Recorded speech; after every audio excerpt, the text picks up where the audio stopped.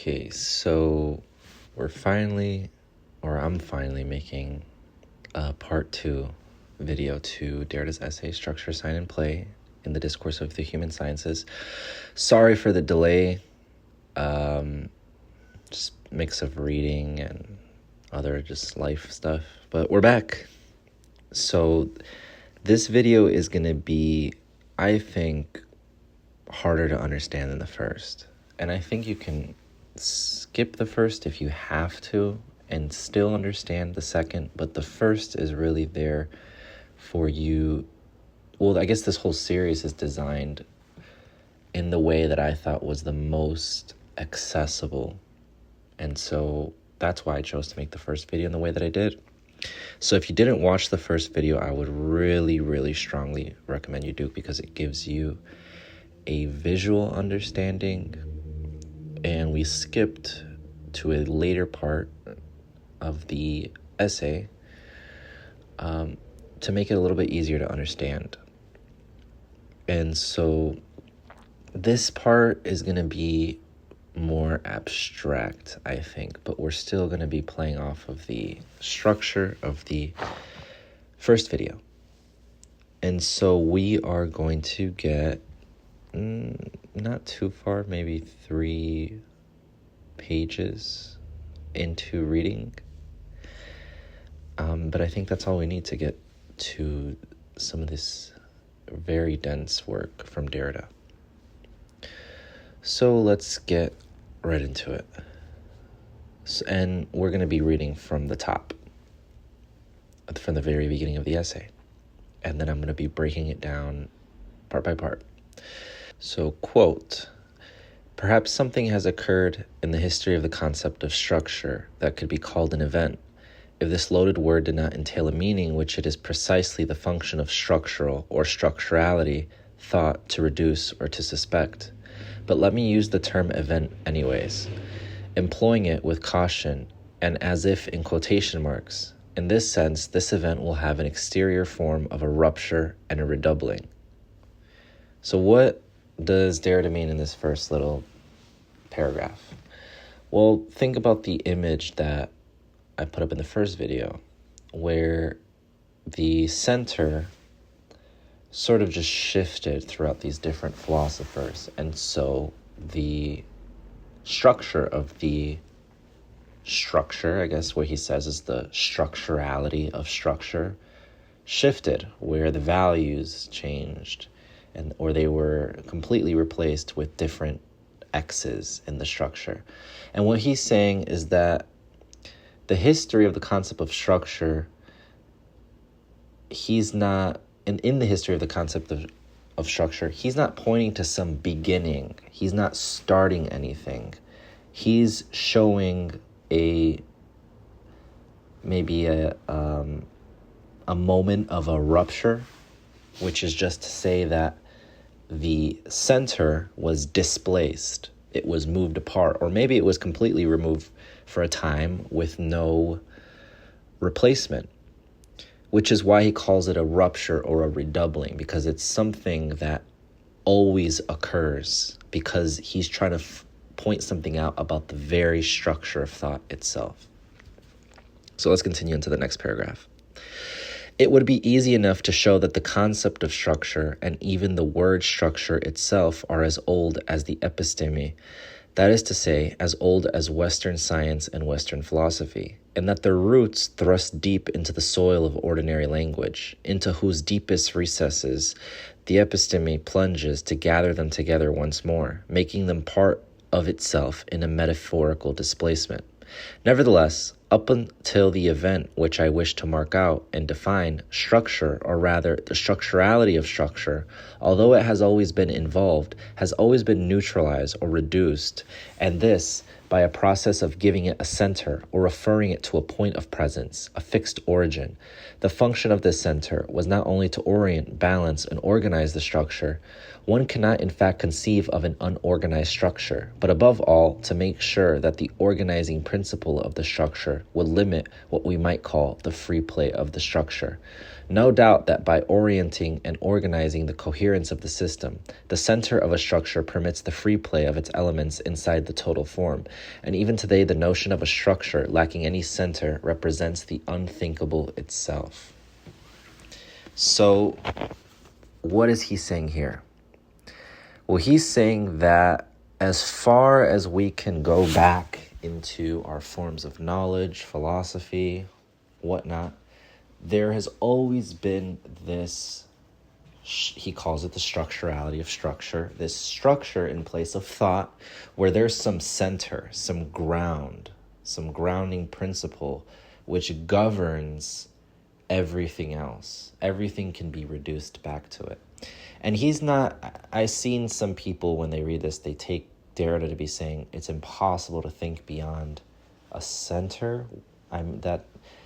Don't read it that way. That's not what he's saying. He's saying, when he says that it represents the unthinkable itself, he's talking about the Western tradition. He's not talking about previous philosophers who have pointed to difference before identity or something like that. He's referring to the Western canon. And he's saying that for these people, for these philosophers, these thinkers, they have to think in terms of a hierarchy of thought, something over another, the signified over the signifier, external reality over language of that sort. And what he's saying is that his goal here is to remove that center and invoke what he calls the free play. And the free play, just a little brief understanding there, is when we think about that image of the structure of the triangle, we can think of the triangle without a center. And without a center, there's nothing structurally limiting what the triangle, what the X's can be, what they can be filled up with. Any sort of privileging is arbitrary in that sense. And that's what he's trying to do here. But which shows that what he's saying here in its opposite form is true, which is that the function of the center is to organize the middle and the bottom of that triangle. It is to limit what the X's can be, the range of which they can extend themselves to or be substituted by. So on to the next paragraph. Nevertheless, the center also closes off the free play it opens up and makes possible, qua center. It is the point at which the substitution of contents, elements, or terms is no longer possible. At the center, the permutation or the transformation of elements, which may of course be structures enclosed within a structure, is forbidden. At least this permutation has always remained interdicted. I use this word deliberately. Thus, it has always been thought that the center, which is by definition unique, constituted that very thing within a structure which governs the structure while escaping structurality. This is why classical thought concerning structure could say that the center is, paradoxically, within the structure and outside it.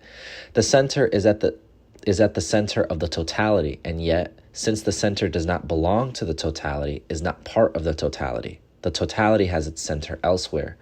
The center is not the center. The concept of centered structure, although it represents coherence itself, the condition of the episteme as philosophy or science is contradictorily coherent.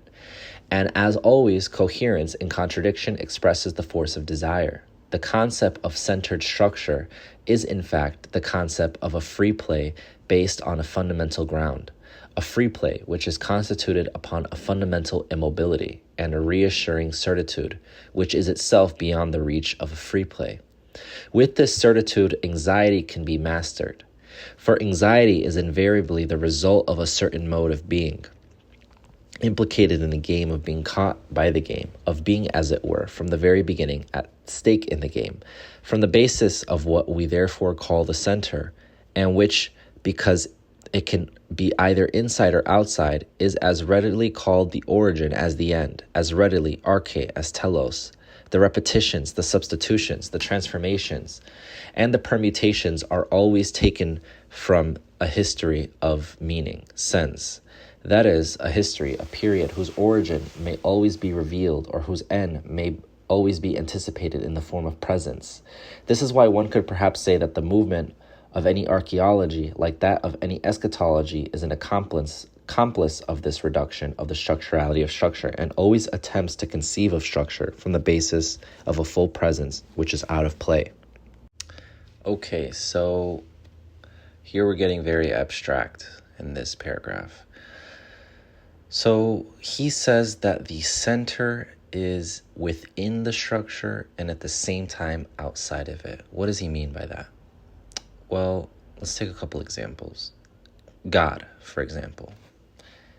In the history of Western theology and religion, we typically think of God as utterly transcendent, mystical, unknowable. There's a whole sect of theology called apophatic theology that thinks we can't know God's essence directly. We can only know what God is not.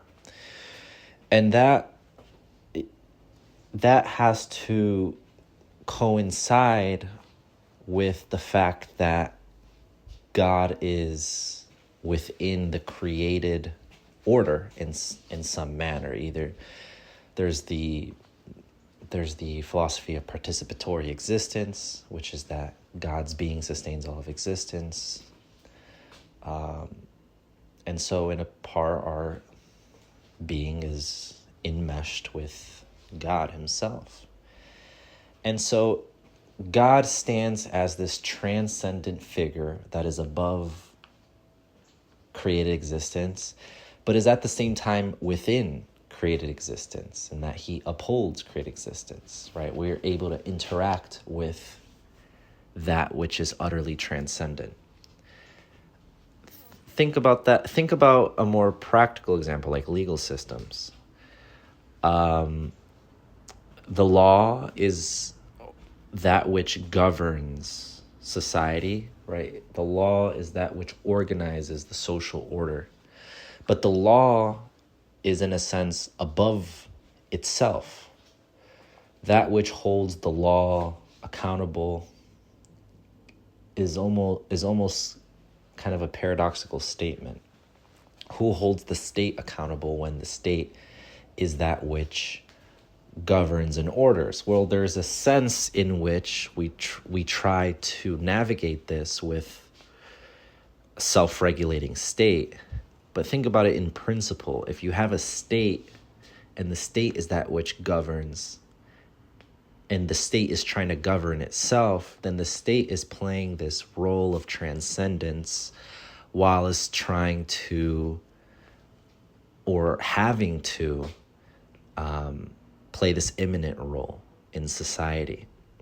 Well, this is what Derrida is saying about all structures of origins. He's saying all origins function in a way that they govern what they're structuring, what they're limiting, so they're outside of it. The center is outside of it because it's governing it.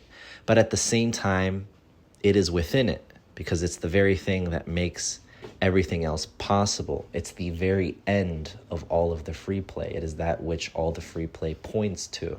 So it's within that structure, that rational structure.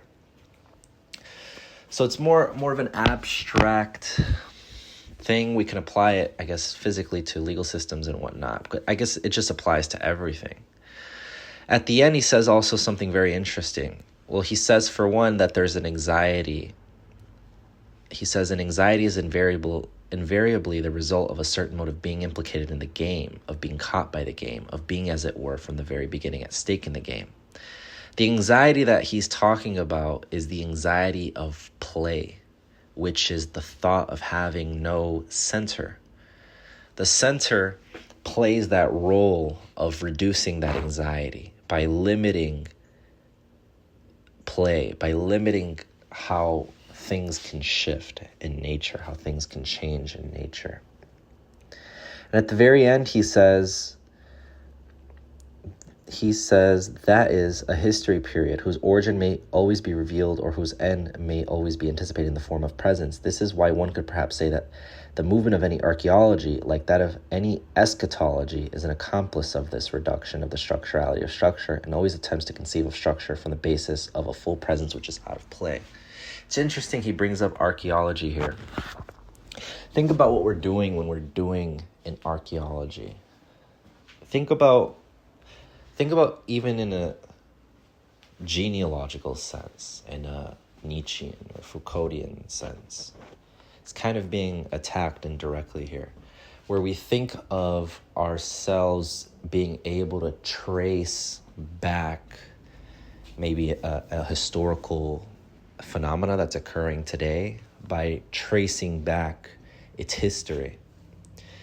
And Derrida is pointing out here that also falls under the metaphysical assumptions of the West, or the metaphysical structure that governs Western thought, which is that there's some appeal to a return to an origin, some pure, untainted origin that we can return to explain everything else, which functions as the center. That is what the center does, according to Derrida, is that it functions as the sort of telos, the end, the origin, the ground.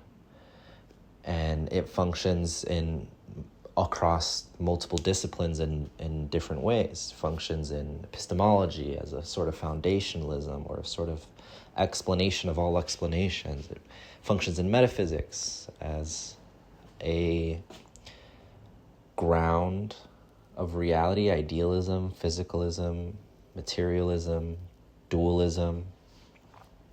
Maybe it functions in literature as a certain method of uncovering the correct interpretation of whatnot.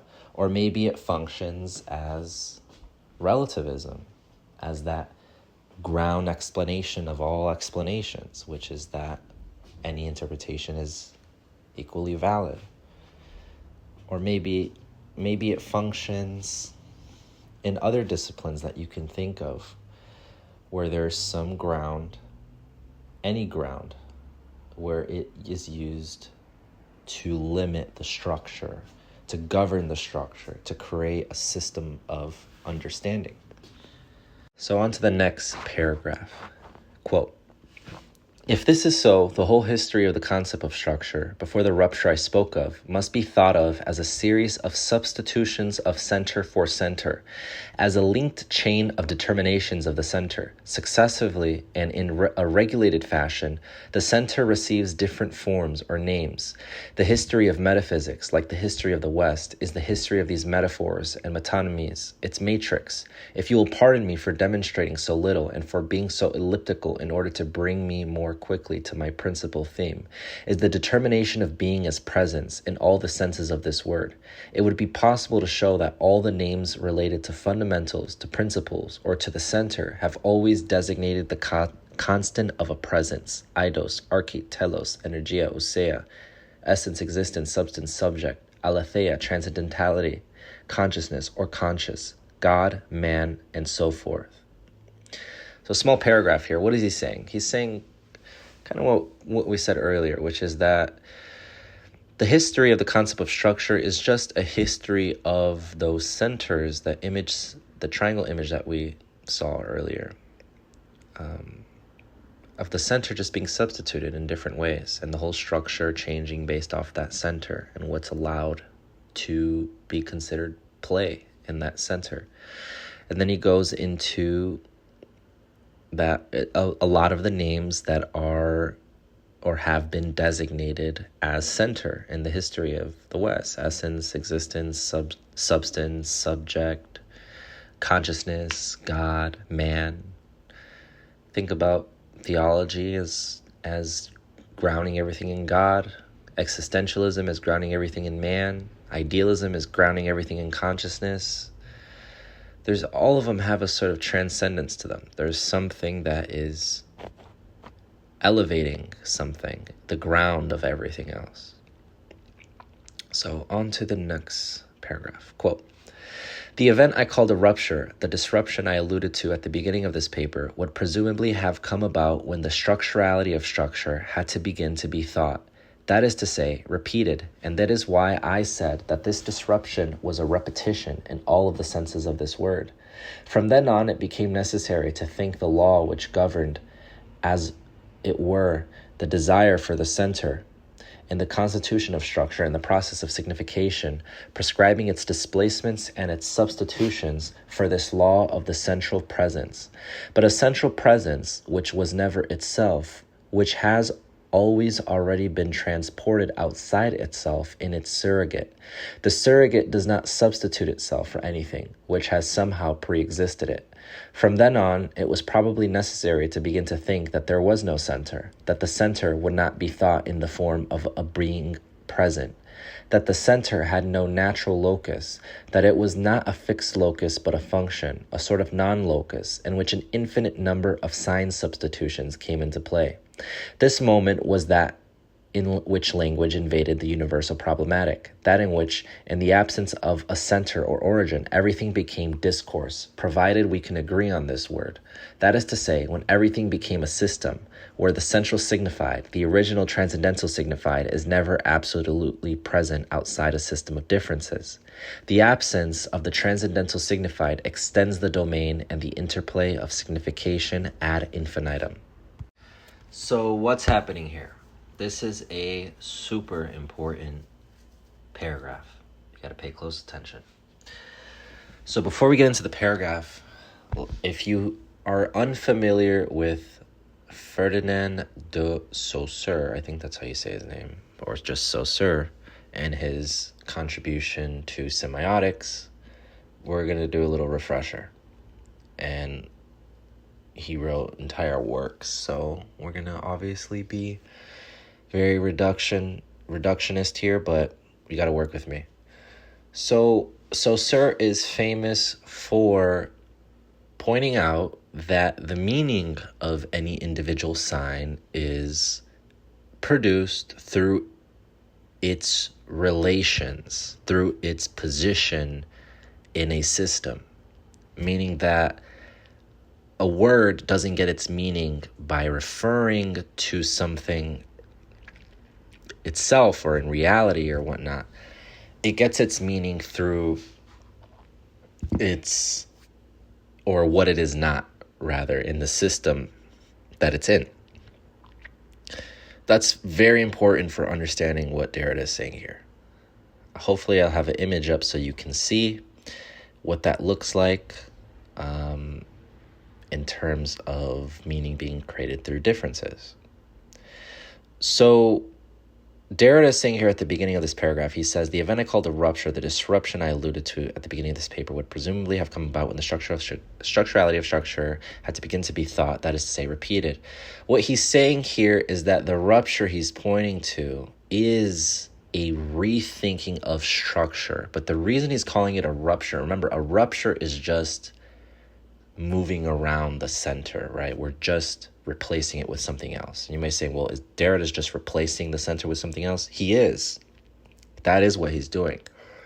But what he's pointing out, as he said earlier in the essay, is that we cannot do or unravel metaphysics without metaphysical language. It's just impossible. We are working within the concepts of metaphysics. So that's what he means at the beginning there. That the rupture that he's alluding to is a way of thinking about structurality that unravels it from the inside. So what is he saying next? He says that the central presence, which was never itself, which has always already been transported outside itself in its surrogate. What is he saying there? Think about the Saussure image now. When we point to a sign, if the meaning of the sign is not in itself, and it's due to the web of relations, then when we point to any individual sign, we're in a sense pointing to the system itself. Think about it. When you invoke the letter A in the alphabet, indirectly, because the letter A gets its meaning because it's of its position in the system of the alphabet, you are indirectly, or depending on how you think about it, directly invoking B, C, D, E, F, G, what and whatnot. Because that's what makes A itself. So what he's saying is that A's meaning is actually displaced into the whole of that process, which he calls signification. This is super important to understand about what Derrida is saying. So there's no presence there in the sense that the letter A is something in itself fully presentable to you. Rather, when you point to A, we're pointing to indirectly the structure in which it occurs. And this is as far as Saussure takes you, but what Derrida is, I guess, famous for, or is for radicalizing that idea into saying that not only are we not pointing to something stable, but we're always pointing to something that's constantly shifting. So not only are we not ever pointing to any individual sign, but that system which makes signs intelligible is constantly in motion and it's constantly shifting. That's important to understand here when he talks about the interplay of signification ad infinitum at the end here. Because this is important. This is where he says, this moment was that in which language invaded the universal problematic, that in which, in the absence of a center or origin, everything became discourse. What is he saying? He's saying that in the absence of any center, think about the triangle again, those X's in the middle, those meanings of terms, of what's possible within the structure, even the meaning of the center itself is just revealed, it's revealed as just another signifier. It's revealed as just another X. It has no priority metaphysically or in terms of privilege. It has no priority. It is just there for coherence. It serves a function. It serves a function within that system. And so if we understand how signs operate, if we understand that there's a history of removing that center and swapping it and changing the structure of play, then we understand that the center is actually just another X. And that changes everything, because then there is no transcendental signified. A transcendental signified, you can think of that as a center, something outside of the play of signification, which grounds the play, which grounds the X's and their meanings and what's possible and what's reasonable or whatnot. And that's why he says the absence of the transcendental signified extends the domain and the interplay of signification ad infinitum. He's saying there that these signs and their structure and their swapping of centers, he's saying that happens infinitely.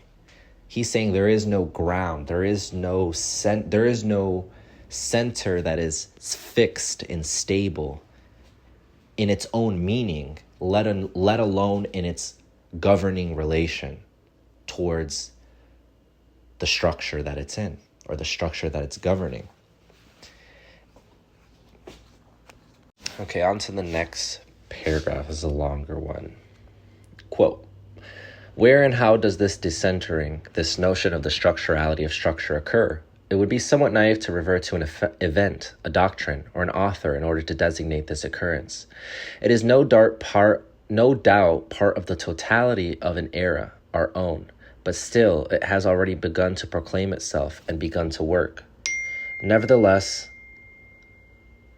If we wish to give some sort of indication by choosing one or two names and by recalling those authors in whose discourses this occurrence has most nearly maintained its most radical formulation, I would probably cite the Nietzschean critique of metaphysics, the critique of the concepts of being and truth, for which it were substituted the concepts of play, interpretation, and sign without truth present. The Freudian critique of self-presence, that is, the critique of consciousness, subject, of self-identity, and of self-proximity, or self-possession, and the more radically, the Heideggerian destruction of metaphysics, of ontotheology, of the determination of being as presence. But all these destructive discourses and all their analogues are trapped in a sort of circle. This circle is unique. It describes the form of the relationship between the history of metaphysics and the destruction of the history of metaphysics. There is no sense in doing without the concepts of metaphysics in order to attack metaphysics. We have no language, no syntax, no lexicon, which is alien to this history. We cannot utter a single destructive proposition which has not already slipped into the form, the logic, the implicit postulations of precisely what it seeks to contest. To pick out one example of many, the metaphysics of presence is attacked with the help of the concept of the sign. But from the moment anyone wishes this to show, as I suggested a moment ago, that there is no transcendental or privilege signified, and that the domain or the interplay of signification has henceforth no limit, he ought to extend his refusal to the concept and to the word sign itself, which is precisely what cannot be done.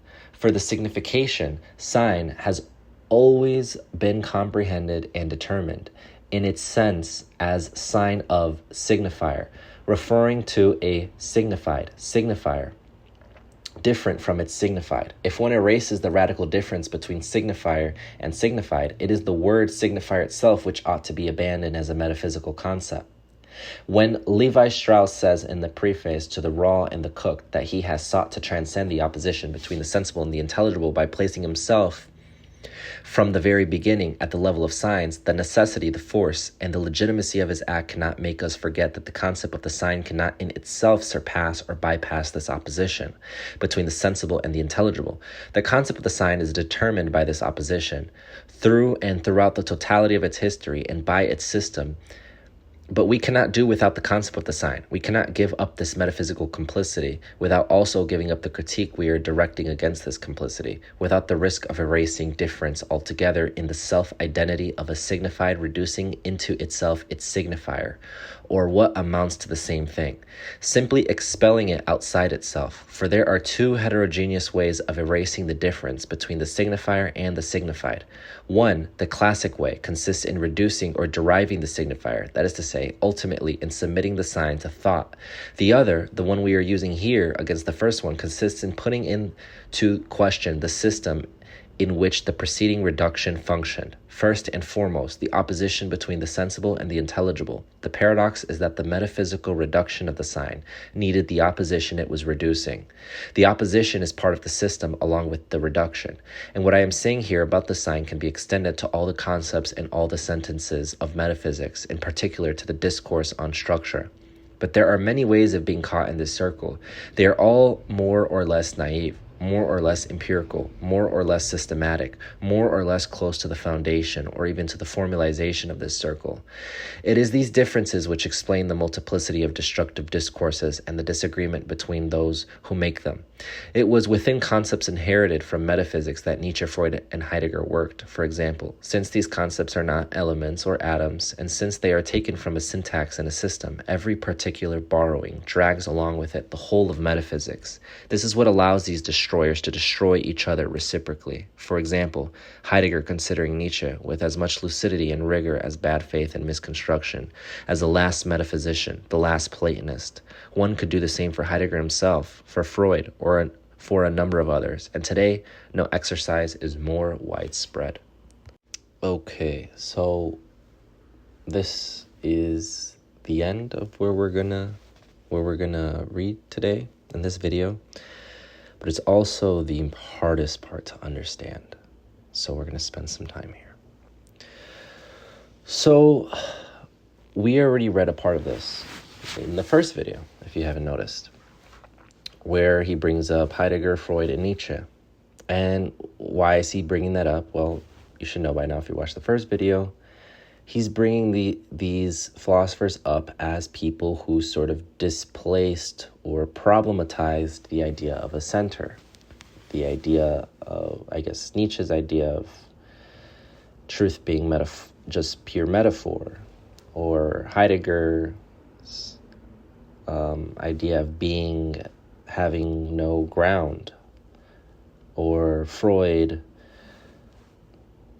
displacing the presence of the conscious subject into the unconscious and creating a kind of anxiety of whether or not we can even systematize something like that. But then he moves on to the next part, which is deeply important. Probably the most important thing in Derrida's thought. Not to say that it's fully explicated in this portion, but this specific line of thinking, I would say, is probably the most important thing in Derrida's whole thought, which is that, well, let's read it first. He says, but from the moment anyone wishes this to show, as I suggested a moment ago, that there is no transcendental privilege signified and that the domain or the interplay of signification has henceforth no limit, he ought to extend his refusal to the concept and to the word sign itself, which is precisely what cannot be done. So, what is he saying here? Well, he's saying there's something problematic about trying to critique metaphysics or any structure outside of, while using language that is outside of metaphysics or the history of whatever you're critiquing. He's saying that cannot be done. And let's see why he says that. He says, for the signification sign has always been comprehended and determined in its sense as sign of. Signifier referring to signified. Signifier different from its signified. So he's saying that we're talking about signs and signifiers in reference, and we're trying to problematize that idea that there's a stable signified, which in philosophy has usually been grounded in maybe Platonism forms, or maybe in some just naturalism, the external world or something, or maybe, I guess, physicalism, materialism, or maybe some idealism, mind. Either one of these make the attempt to have the signifier refer to something. In analytic philosophy, I guess we just think about the truth maker, right? We think of the proposition having a truth bearer, and then we think of the actual state of affair to which the proposition refers as the truth maker. And he's trying to problematize that idea, that this division in the signifier and the signified. But notice what he says. He says if one erases the radical difference between signifier and signified, it is the word signifier itself which ought to be abandoned as a metaphysical concept. So what he's saying is that the word signifier itself, two things that are happening here. The word signifier itself cannot be fully abandoned in its meaning because its meaning is relational. And its relation primarily is towards the signified. It's intelligible because of its division. The sign is divided into the signifier and the signified. But once we point out that the signified is just another signifier, meaning that the signified gets its meaning as signified or as center or as an end through its placement in the chain of signification, then the signified becomes a signifier. So we can't abandon the concept of signified even if all there are signifiers, because the very critique is wrapped up in the language in which we're already critiquing. It doesn't just so happen to be the case that it is wrapped up. He's saying that when critique is always imminent, it's always within, and the unraveling of the structure is always within the structure. It doesn't just happen to be the case that we're critiquing using the language. It is necessary. We have to use the terms and all of its baggage. And if the signifier gets its meaning through the system, then whenever you're invoking an individual signifier, you're invoking the system. It's not a choice. You're invoking all that comes with it, which is, for a later video, what Derrida calls trace, which is that the signifier has a sort of hauntedness to it. It has a residue of the system that it's a part of, which is very important to understand. And so why does Derrida just all of a sudden bring up Levi Strauss right after this? Well, that's because Levi Strauss was a famous structuralist, and in his work, The Raw and the Cooked, he claims to have transcended the opposition between the sensible and the intelligible. And if you're not familiar with that, probably, as far as I remember, stems back as far as Plato, where the sensible is what we perceive and the intelligible is the forms or whatever is beyond that, the good itself. And so Levi Strauss sees this opposition, and he sees that it is a sort of historical residue in metaphysics, and he claims that his idea of the myth and myths and the interplay between these binaries and the necessity of their interlinkedness and their fluidity sort of transcends the need for this binary of privileging. And the reason Derrida brings it up is because he's pointing out that even in this, Strauss tries to ground everything in the sign itself, while it's trying to reject the idea that it needs to refer to some reality, and he's trying to embrace some sense of fluidity between the system or the structure of signs. But what Derrida is pointing out is that as soon as you invoke a sign, you're already invoking the signifier-signified split. No matter how fluid you try to mobilize it, you're still caught in that system of reference. And when you're caught in that system of reference, you're caught in the trace of the terms, which is to just say that it's residue, it's historical residue. If the term doesn't get its meaning itself and it gets its meaning through its structure, and the structure is its historical usage or its contextual usage and its historical usage, then you're caught within that. You cannot just simply rid yourself of it, which is why I guess this essay was just so influential, because he's showing how he's moving beyond the structuralist. He's radicalizing the structuralism that was existing in that day.